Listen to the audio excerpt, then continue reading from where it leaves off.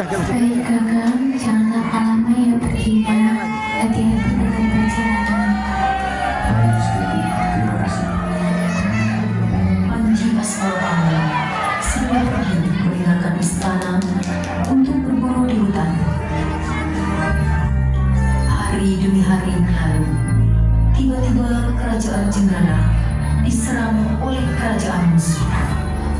Pertempuran berlangsung sengit. Akibat serangan mendadak ini, pertempuran menjadi tidak seimbang.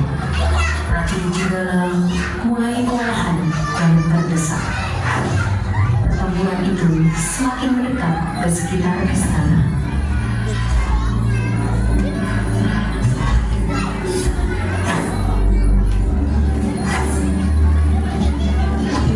Kartajin yang melihat segera berlari menyelamatkan diri, meninggalkan istananya. Dalam hatinya sedih karena dia tidak bisa memberitahukan kepergian ini kepada suaminya, Panji Asmara. Maafkan aku kakanda, aku harus pergi dari istana ini agar selamat. Sementara itu, Panji Asmara yang sedang berburu mendapat kabar dari salah seorang prajurit bahwa kerajaan telah diserang oleh musuh. Pangeran, ampun pangeran, kerajaan telah diserang oleh musuh. Keadaan sangat penting sekali. Baiklah, prajurit. Aku akan kembali ke istana. Bagaimana dengan Tuan Putri prajurit? Ampun pangeran, kami tidak mengetahuinya. Istriku yang baik saja di sana. Sesampainya di Jenggala, Panji Asmara melihat keadaan di sekitar istana sudah porak-poranda. Dengan sisa pasukan yang masih bertahan, dia membangun sekuat tenaga dan berharap istrinya selamat dari serangan mereka. Di bawah komandonya, akhirnya Panji Asmara berhasil memukul mundur pasukan musuh. Namun dia sedih karena sang istri tidak berada di istana dan tak seorang pun mengetahuinya. Seorang diri dalam bayan Haji bingung dengan nasibnya.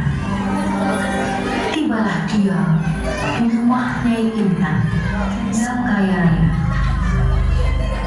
Dewi Skartaji mengetuk pintu rumah Nyai Intan.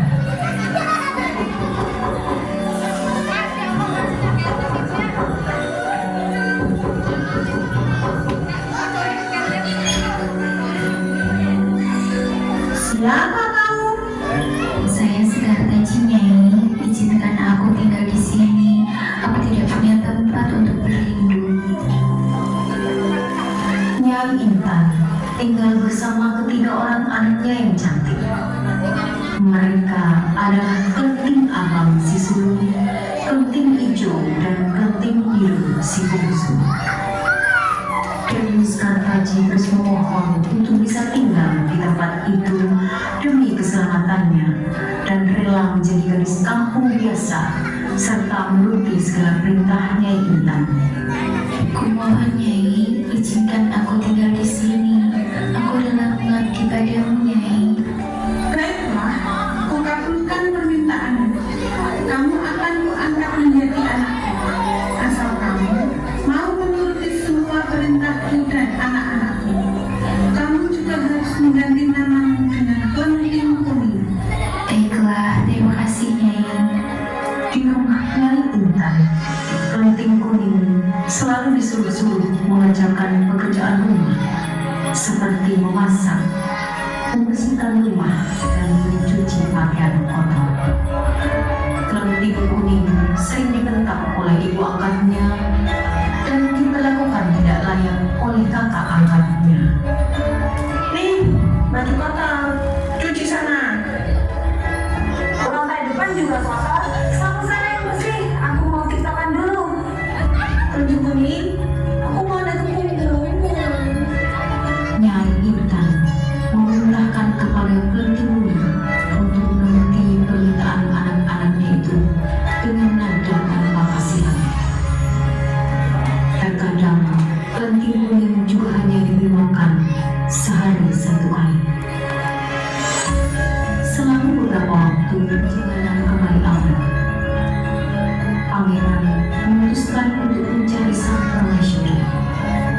Namun sebelumnya, dia memerintahkan pengawal untuk mencari jejak kepergian sang permaisuri Dewi Sekartaji. Hingga suatu sore, ketika Panji Asmorobangun sedang duduk di pendopo istana, datang seorang pengawal. Izin menghadap pangeran. Iya pengawal, kemarilah. Apakah kamu sudah mengetahui keberadaan istriku? Ampun pangeran, hamba dengan sekuat tenaga mencari keberadaan Dewi Sekartaji. Namun, hamba hanya menemukan seorang gadis kampung yang mirip dengannya. Apakah kamu yakin kalau itu Dewi Sekartaji?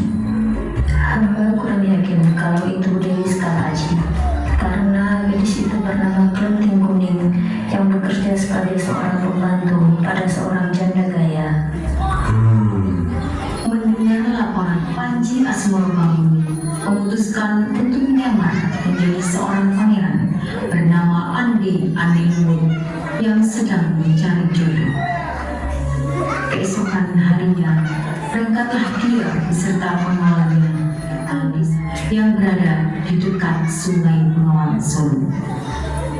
Desa itu berseberangan dengan desa tempat tinggal Kelenting Kuning.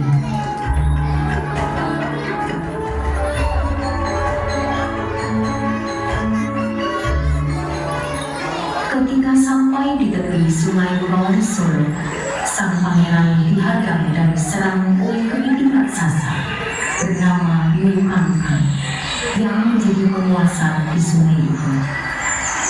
Terjadilah pertempuran hebat antara Biru Kangkang dan Andi Andir.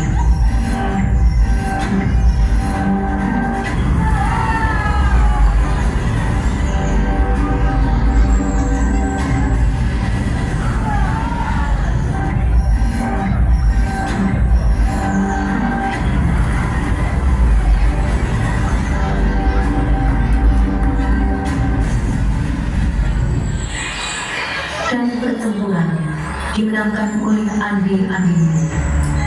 Biru Kangkang pun dibebaskan, namun dia harus mengemban tugas yang diberikan oleh Andi Andir. Sang Biru Kangkang, Andi Andir bertemu dengan Mbok Rondo.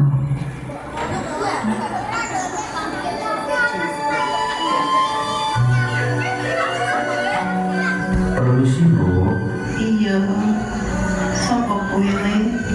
Pulau adik-adik lumut, bolehkah saya tinggal di rumah si Bu? Baiklah, kebetulan si Mbok tinggal di sini sendiri. Beberapa hari kemudian, Andi Anilun memerintahkan pengawal untuk membuat sayembara tentang pencarian. Dan dalam waktu yang singkat, berita tentang sayembara itu tersebar sampai ke desa seberang. Mendengar berita itu, betapa senang hati Kelenting Abang, Kelenting Hijau, dan Kelenting Biru. Mereka berencana akan mengikuti sayembara itu dan akan berdandan secantik mungkin untuk menaklukkan hati sang pangeran Andi Andir. Hari sayembara tiba, Kelenting Abang, Kelenting Hijau, dan Kelenting Biru berdandan dengan sangat mencolok. Mereka mengenakan pakaian yang paling bagus dan perhiasan yang indah. Saat mereka asik berdandan, Kelenting Kuning hanya bisa melihat dari kejauhan. Sadar sedang diamati, Kelenting Biru segera memerintahkan Kelenting Kuning untuk mengumpulkan semua pakaian kotor di rumah dan mencucinya di sungai. Ngapain kamu? Lihatin kita. Pergi sana. Kumpulkan semua pakaian kotor di sini. Cuci sana. Dengan sabar, Kelenting Kuning segera mengumpulkan pakaian kotor dan pergi ke sungai.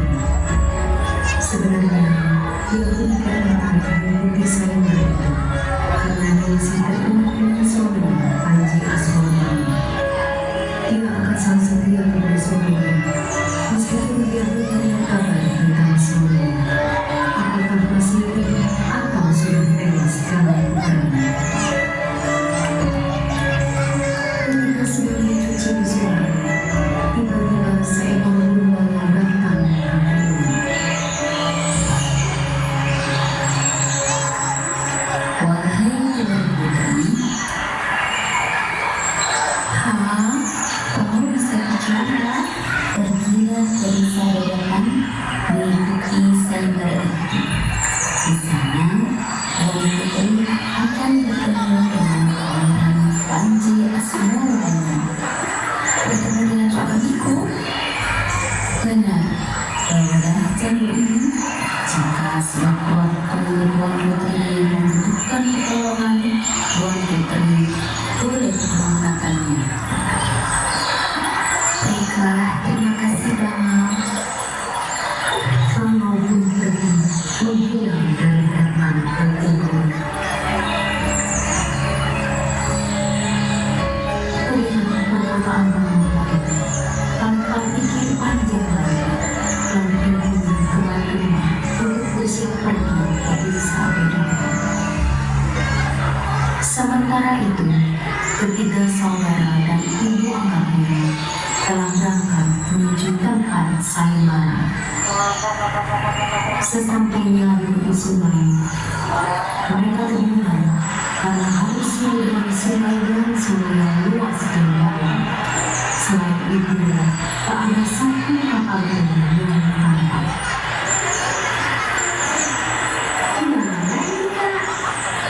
Iya nih Kak, bagaimana kita menyeberangi sungai ini? Iya Ibu, bagaimana kita ke sana? Udah dan mati-matian kita. Masa iya kita harus berenang? Hilang nanti bedanya. Tenang anak-anakku yang cantik, Ibu sedang memikirkan cara supaya kalian bisa menyeberangi sungai. Tapi gimana ya caranya? Kok nggak ketemu-ketemu?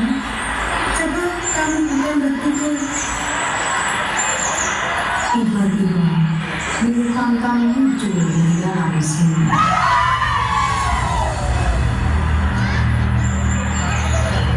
Hai kepiting raksasa, kamu itu siapa? Kenapa kamu tiba-tiba muncul di hadapan kami? Aku Kangkang, penguasa sungai ini. Oh begitu, benar sekali. Berarti kamu bisa membantu kami untuk menyeberangi sungai ini. Aku akan membantu kalian untuk menyeberangi sungai ini.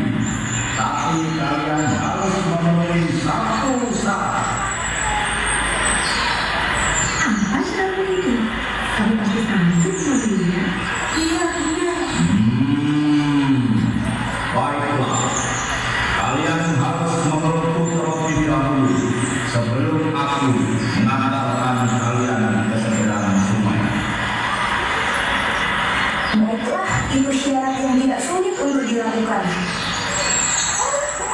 Akhirnya, ketiga saudara itu menerima persyaratan yang diajukan oleh biru kangkang. Bersatu, mereka meluk si biru kangkang. Setelah itu, biru kangkang pun mengantarkan mereka ke seberang sungai. Tak lama kemudian, mereka di tepi sungai. Seketika itu juga, biru kangkang muncul dan mengajukan penawaran yang sama kepada Bertibun. Apakah kamu ingin menyeberangi sungai ini juga? Seperti ketiga gadis cantik tadi. Iya, kepiting, bersediakah kamu membantuku? Dengan senang hati Putri, asalkan kau juga mau memenuhi syarat yang kuminta.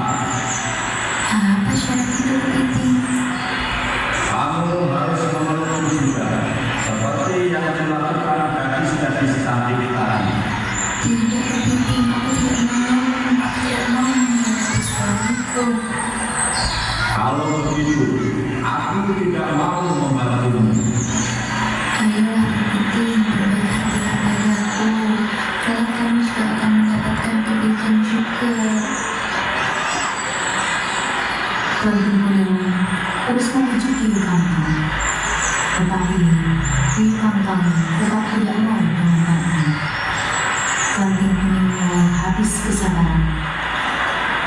Baiklah, kalau dengan cara halus aku meminta kamu tidak bisa, maka aku harus memaksamu dengan cara ini.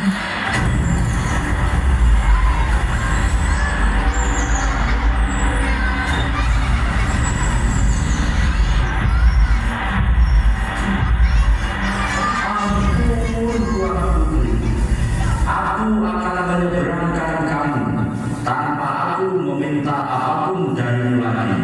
Silahkan naik ke punggungku. Kelenteng Kuning diantar Yu Kangkang sampai ke seberang.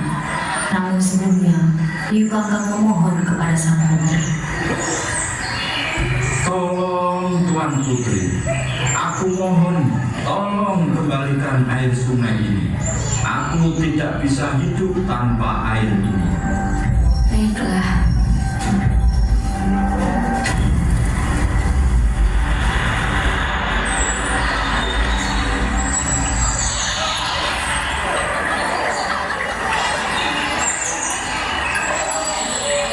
Setibanya di tempat sayembara di Kuning, bertemu dengan ketiga saudara dan ibu angkatnya yang rupanya sejak tadi menunggu giliran untuk tampil di hadapan Pangeran Andi Animun untuk memamerkan kecantikannya.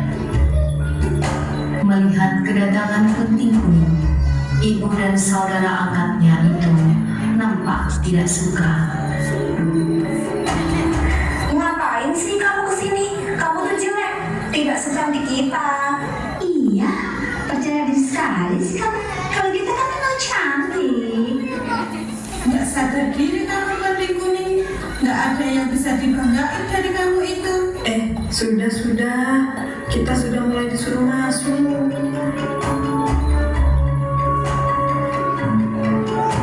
Secara bergiliran, Kelenteng Abang dan kedua adiknya menunjukkan kecantikannya di hadapan Andi Animun. Mereka berjalan menari berlenggak-lenggok layaknya ragawati di atas tembok.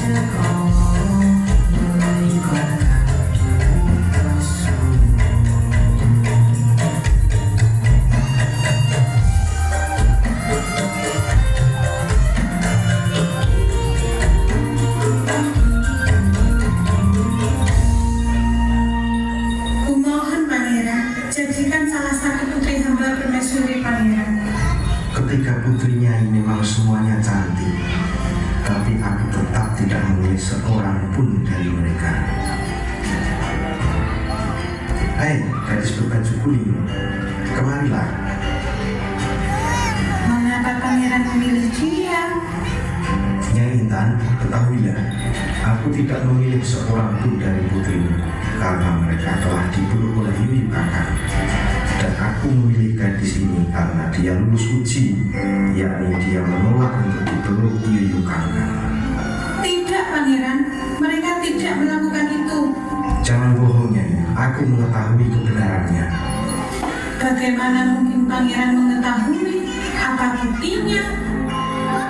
Jelaskan kepada mereka tentang tugas yang kau emban pada saat aku mengalahkanmu saat itu, wahai Yohanan. Ampun pangeran, hamba adalah makhluk yang ditugaskan untuk memberikan ujian kepada gadis-gadis yang ingin mengikuti sayembara ini.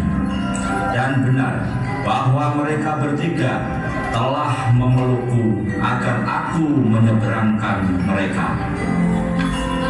Mendengar penjelasan itu, Nyai Intan dan ketiga putrinya baru sadar bahwa mereka ditolak oleh Ande Lumut karena telah memeluk Yuyu Kangkang.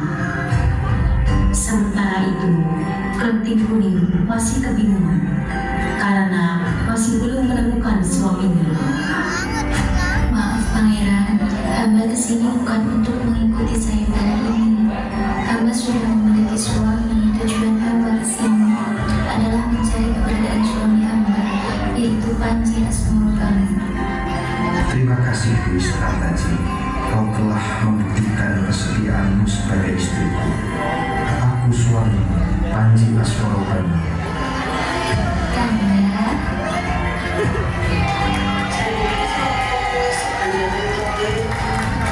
Panji Asmorogamu, putra Raja Jayanegara.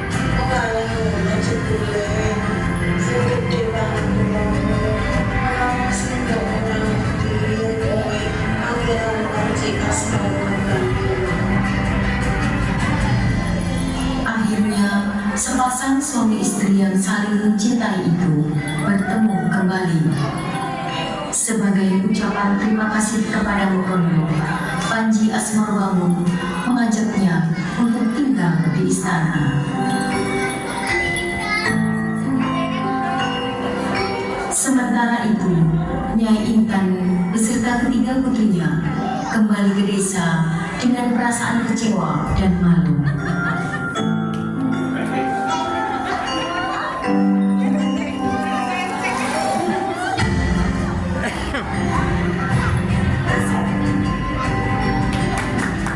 Tim pendukung drama, sutradara dan narator, Ibu Jihan, koreografer, Ibu Keling Curojoyo, penata musik, Bapak Jihan, penata panggung, Bapak Eza, properti, Bapak Uki, dan para pemain, Bapak Jihan, Ande Lumut, Mama Belva, Klenting Kuning, Mama Uki, Klenting Abang, Mama Jessie, Klenting Ijo, Mama Zia, Klenting Biru,